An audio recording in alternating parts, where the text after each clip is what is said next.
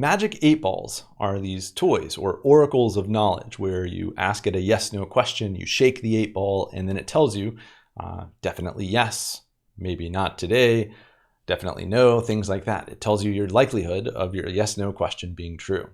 So we're going to do that in code by applying what we know about functions, about if-then statements, and about while loops. And we'll have made an 8-ball game by the end of this that will have some advanced artificial intelligence such that if there are questions in your life you're dying to know the answer to, well, you'll have a program to give you the answer. So we're going to do this as a follow along, and I would like you to join me in VS Code. We're going to set up a new lesson. That will be lesson 12, and we'll call it 8ball.py. Right, so ls12_8ball.py, and that name is up in the top. And I'll go ahead and give the docstring here a program that has all the answers. All right. And maybe a little bit more descriptive, an 8-ball game. So one of the first things that we want to do is we want to be able to generate some kind of a response, right? We want a number of responses. It turns out the official 8-ball has, I think, like 16 different responses. Inside of that 8-ball, there's a 16-faced die that as you shake it, it rolls around and one of the sides raises to the top, and that's what the answer is. Well, we're going to define a function, and that function, we're going to give it a number, and the number will give us back one of our possible responses. Right? We're only going to have 3 responses for now. If you want to add more, I would encourage you to try. And we're going to give it as a parameter what numbered response we want. And then outside of this function, we'll use a random number generator, which we'll come back to choose one of these at random. Right? But right now, we're just going to write a simple little function that has an if-then statement in it to get used to this idea that we can write a function with a conditional in it. So let's go ahead and together define a function named response. And like I said, we want some response number to be associated with this. So I might have an n parameter. That is the number of the response we want. And we'll give this an int type, and it will return to us a string. So this is going to be a function that we give it an argument that's an integer number, and it gives us back, or it evaluates to some string value. Let's go ahead and document this function. So the documentation we might call here, or we might use here, is given a number, return a response of the 8-ball. All right. Cool. So if we have this number n, and that's going to be a number that somebody who's calling this function gives to us as an argument. And so now what we want to do is have a conditional. It's going to look, hey, do I go in this direction or this direction? If you give me an n of 0, I'm going to give you back a string that is definitely yes. All right, so let's add that case. So if is our if statement keyword to kick it off a conditional. If n is equal to 0, colon. Oh, and notice here, I've got some errors. I didn't finish closing out the 3 quotes of my docstring. I only used 1 closing quote, and to successfully close this docstring out, I need all 3. And I can kind of get the sense of this, that notice the color coding of this if statement isn't what I expected here. I should have seen if being a special color and then n being a different color, but this was all green like the comment, and we're seeing this underline. And if I left my mouse over this, look at it, it says string literal is unterminated. And so termination is just the end of something, right? And so let's add in those 2 quotes there, and sure enough, I've terminated my docstring literal, and I'm ready to continue on where I was before. All right, so I forgot to do that, but no big deal. We fixed that issue, and now what we're saying is if n is equal to 0, then return the string definitely yes. Right? And we probably want an else, right? And else, maybe if n is equal to 1. Then we want to return ask again later. Oops. Sometimes you accidentally hit buttons like I just did, and that caused my terminal to come up, and I actually don't even know what button I pressed. So I'm just going to press this trash can, get the heck out of there. That looks a little scary. And back to my code, right? So if you accidentally pop open a terminal, press the trash can, and it'll get out of your way. If n is equal to 1, return ask again later, right? And then maybe we have one more else statement here that's another branch. me scroll this up just a bit. Else return, what's one of the negative responses for Magic 8 Ball? You can use any one you want. I'm gonna go with not right now. Or no, we'll go with definitely no, right? Unlikely. That seems fine. All right, we don't want to be too negative in this program. We can keep it a little positive. So we've got this function, and we give it a number. That's the parameter n. We declared that parameter here. The name is response. It's going to return to us a string value. We've got our doc string, and then the body of this function. Notice all of these lines are indented at least by 1, and that's how we know that all of these lines belong to this function, including the doc string. You can't start your doc string back here. You're going to have some formatting errors as well. So we've got all of our lines here, and we've got this conditional. If n is 0, we'll go to this branch, and then we'll skip over the rest, right? If n, and actually, because this is a return, we wouldn't even skip over the rest. Once your program hits a return, even if there was code down here, like even if I had some kind of statement like return question marks, that statement is never going to be reached in this program, because as soon as the program reaches this point and we hit this return statement, we're going to send that string back to where the function call occurred, and that's what it'll evaluate to. And we wouldn't continue on any further in this function. Like that function's job is done. Similarly, if n was not equal to 0, if it was 1, it would be asked again later. And then if it's anything other than 0 or 1, so if it's 2, 3, 4, 5, -1, we would get unlikely as the return value. All right, we can try this out. We can open a REPL, and I'm going to begin my REPL, so Python. And from lessons.ls12_8ball, import response, right? So I'm importing this function definition, and everything looks good. So now we can try it out, right? We can try response and 1, or let's try 0, because that's our definitely yes case. So notice that returned to us a string. If we wanted to store that string in some result, so result is a string variable that stores the response of, call the response function with an argument of 1. Boom, we did it. And notice that because we had a variable assignment statement here in the REPL, where if we wanted to see what was in that statement, we could either print it directly, or we could evaluate that result in the REPL telling us this is a string value. But notice when we printed it, there was no quotes. And so we'll talk about the difference between printing and returning in more depth shortly. All right. So we can also finally test response 2 and see that that has unlikely. All right. So we can see that this function is behaving differently depending on the input that we give it, and it's following our conditionals. Okay, well, we've now seen that we've got this function for giving us a response. How do we actually get a random response, and how do we interact with the user in such a way that we ask them a question or give them a chance to ask a yes/no question, and then we generate this random response? Well, let's put some more scaffolding in. The next thing I'm going to do is add a main function. All right, so I'm going to define a function named main. It's going to take no parameters, and it's going to return something funky. It's going to return something called none. And it turns out that when a function returns none, it doesn't return anything at all. We have a special name for these kind of functions. We'll look at them in more depth soon, but this is what we would call a procedure. A procedure is something that's just a sequence of steps, and its only purpose is going to be to facilitate other steps and to potentially print some information out or save some data to the disk or something like that. But for our purposes, main is going to be the entry point into our program. So the entry point into our game, right? And for now, what do we want to do? Well, we want to ask the user a question. So question is going to be string, and we'll just ask for an input and ask a yes, no question and give them a chance to, right? So our program will be paused here.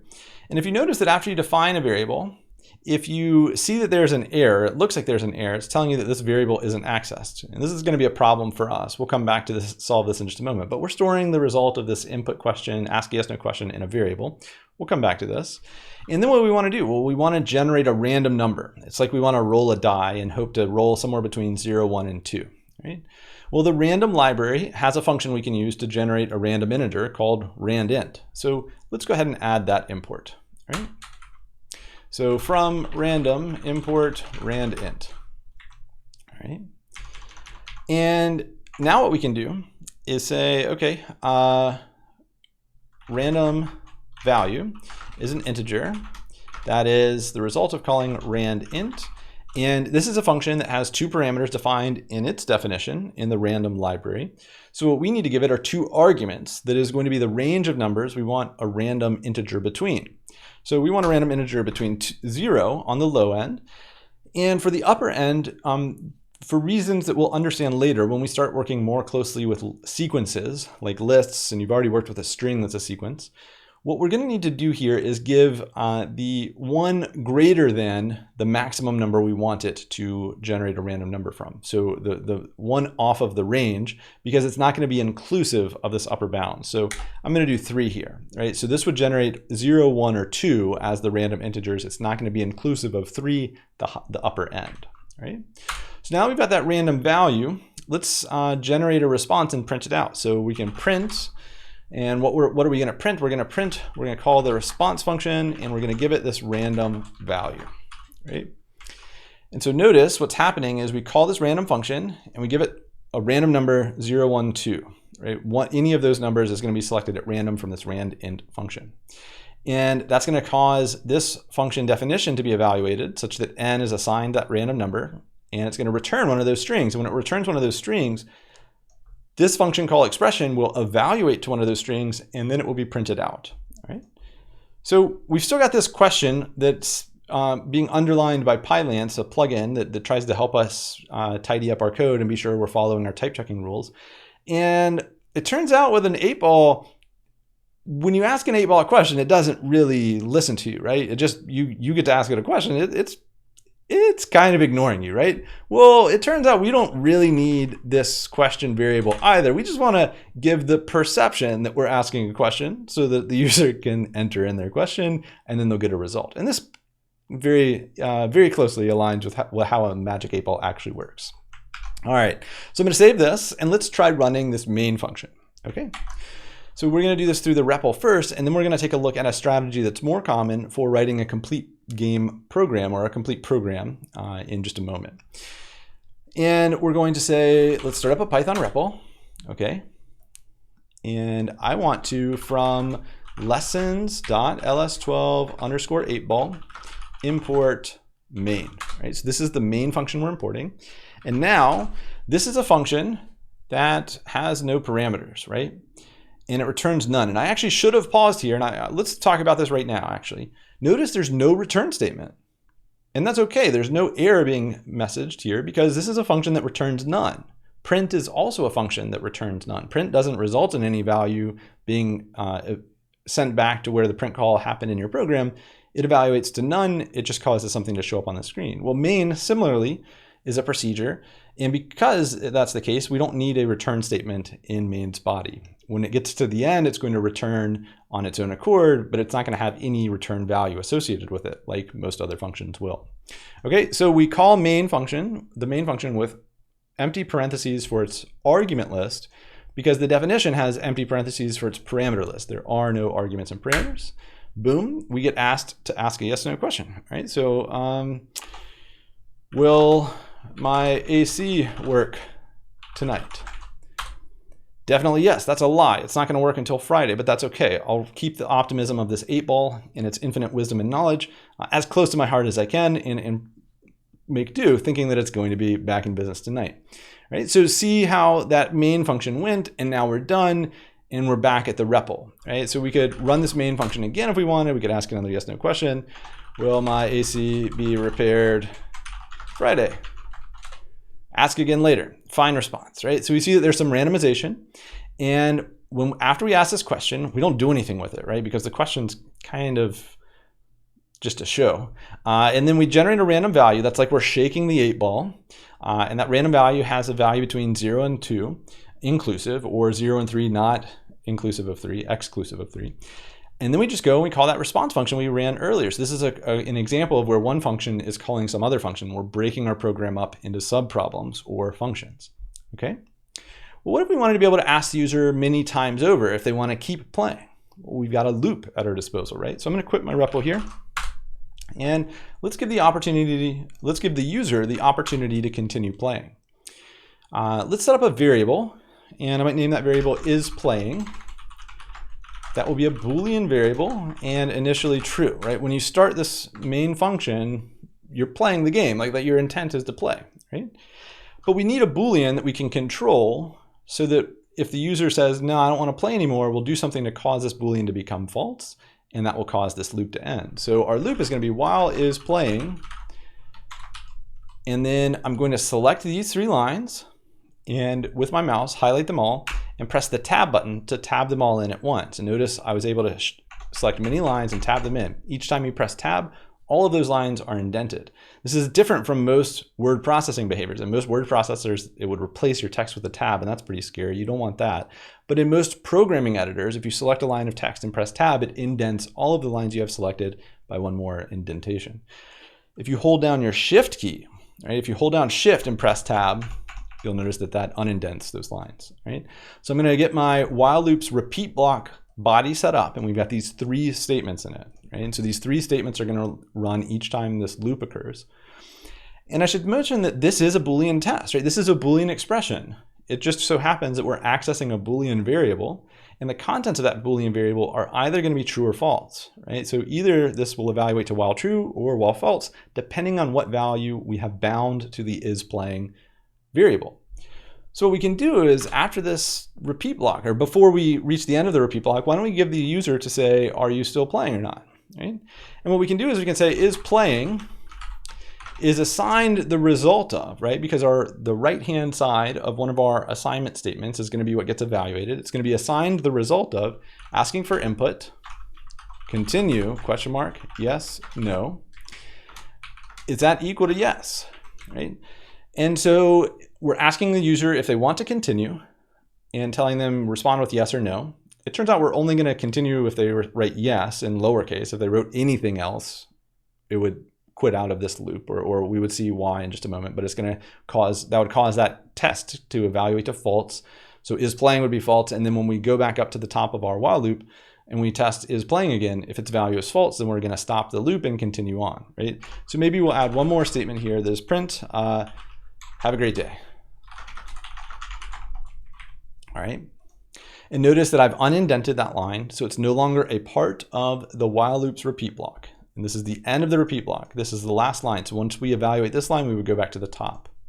So let's imagine this line if we, after we had a chance to say yes or no, if we write yes and press enter, this input function call is going to return a string value, right? It will evaluate to the string yes. And then we're checking, is the string yes equal to the string yes? And if so, that's going to result in a true Boolean expression here, right? So this would be true. And we would assign true to the is playing variable. We reach the end of the repeat block, we go back up. And if the is playing variable is still true here, we keep looping, we keep playing, all right? So let's try this out. So I'm gonna save my program and open up my terminal. And let me see if I can get this loop here because this has all of our logic, okay? And I'm going to start up a Python REPL and from lessons.ls12_8ball import is playing. Oops, no, not import is playing, import main, right? So main is our entry point function. This is the function we're going to call in order to start sort of our overarching program. So we imported main and now we call main. So we start our program at its entry point function. We ask a yes, no question. Will it rain today? Right?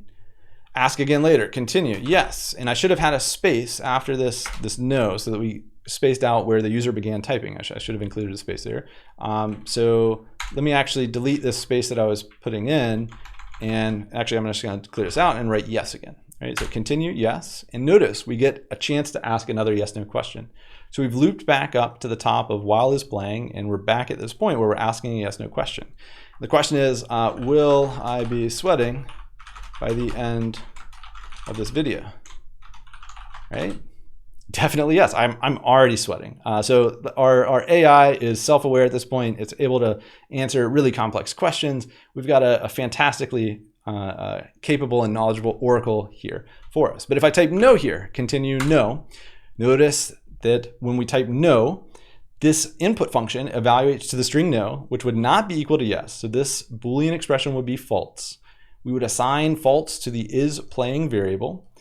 And then when we go back up to the top of this while loop, is playing, because that's going to be a false value, will cause us to skip over the repeat block, print have a great day, and then we've reached the end of our main function and our program's completed. All right? So there's only one more thing I want to do to this particular program in order to sort of bring it home. And one other styling thing I should mention. In Python, we tend to put 2 blank lines between function definitions. So you'll notice that after this from random import random int line, 2 empty lines, and then I'm going to define main, and then 2 empty lines, and I'm going to define response. Right? And at the very bottom here, I'm going to enter 2 empty lines, and we're going to have an if statement. And this is going to be a funky looking if statement that I'm going to explain as we go through it. All right? What we're trying to accomplish here is we would like someone to be able to run this entire Python program as a module, meaning we want the game to play. If you were to run python-m lessons.ls12_8ball, we want the game to be carried out. But we also want to be able to do what we were doing before, where we start up just a blank REPL and import our functions individually to be able to play with them without starting up the game. So what we're about to write is a little conditional that's kind of special. And we'll talk about exactly how it works as we write it. So if you remember, there's this really funny name, a dunder name or a dunder variable. It's a double underscore variable. So if double underscore name is equal to double underscore main, right? Then what we're going to do is call the main function. So what is this? And I'm actually going to leave a comment here about what this is. So this is a Python idiom, and I might just write in parentheses convention. Idiom and convention in programming, you think of as the same thing. A language's idioms are some of the things that are special to it that you wouldn't necessarily do these exact same things in other languages. They would have their own idioms for these types of concerns. But this is something that you would commonly see in many, many Python programs. So this is a Python convention for a runnable Python module, right? So by runnable, I mean when we write python-m and then give our package and module name, we want it to run as a program and just start our main function, right? The word main, as it pertains to a function in Python and in many other languages, C, Java, C++, and some others, is commonly used to indicate this is the starting point of my program. This is the function I want the program to run first, and then it's going to have some logic that may dispatch control off to other functions. But the main function is really the center focal point of where the process begins or where the program begins. And when the main function returns, that tends to be when a program's completed its job, right? So what Python does is if you try and run a file like this one as a module, which we will do here in just a moment. And actually, let's go ahead and give an example of this. So python-m lessons.ls12_8ball. When you see this -m, that means we're trying to run an entire Python file as a module.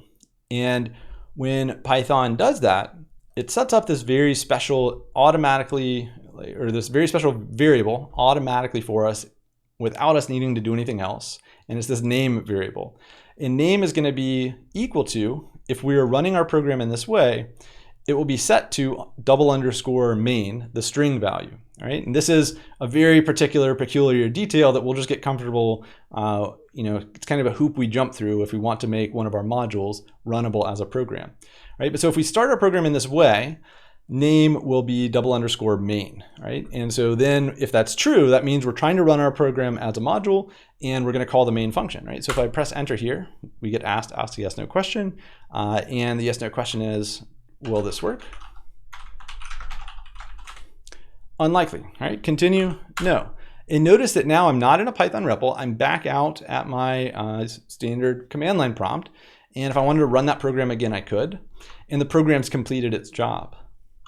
But what we're gaining here in using this idiom is if I start up a Python REPL like we've done before, and I said from ls12_8ball, import, and then let's just do response. Oops, I need to do lessons dot. From lessons.ls12_8ball, import response. That was one of the functions in this file. Notice that this program didn't start. Our main function didn't get called. Well, if we had not included this if statement, if we had just written a function called a main down here at the bottom, our program would have began and it would have started running and asking us questions. Well, all we wanted to do in this REPL was try playing around with this response function, right? We wanted to just try a response. What happens when we do response 50? Well, that's going to give us the last branch of our if-else nested set of branches, right? So what this idiom does is it gives us the best of both worlds. We can run this program as an entire complete program, and it's well structured, it's reusable, or we can import these functions individually without having the whole program run, right? And this will be increasingly important as we move forward in this course, because we're going to start defining functions in many different files and using some of those functions shared across two files, and we'll need to import them. And so this is a convention that we'll be using moving forward. It'll get more comfortable. We'll give it to you as the idiom to use when you need to. But I just wanted to give a brief explanation to it here because we've now seen conditionals, and this is just a simple conditional. I should probably, for completeness, say what happens, what is name if it's not main? Well, one of the ways we could see that is we could print it out. So we could say else print name. It's just a variable that's getting set up. Remember, the double underscores mean it's a special variable that Python is managing for us. We don't have anything to do with how it gets set up. But if I once again start up a REPL and do from lessons.ls12 underscore 18 8 ball underscore 12 underscore 8 ball and import response, notice that the name of our module is what's assigned to this variable if we're importing a function or some other definition from it. However, if we run this as a program using the mean that we did before, so if we ran it as python-m and then the package name like this, we go ahead and name, in this case, when Python loads this file, it automatically sets it to double underscore main so that this condition would be true and we run this main function, right? So just as a quick recap, we're going to be using main functions as the entry points to our programs as we start moving forward. And this is an example of where we can mix loops and conditionals in various ways along with function definitions to start to write more interesting programs that have more intricate logic. Hope you enjoyed playing around with this. I would encourage you to add additional responses and have some fun with this. Great work.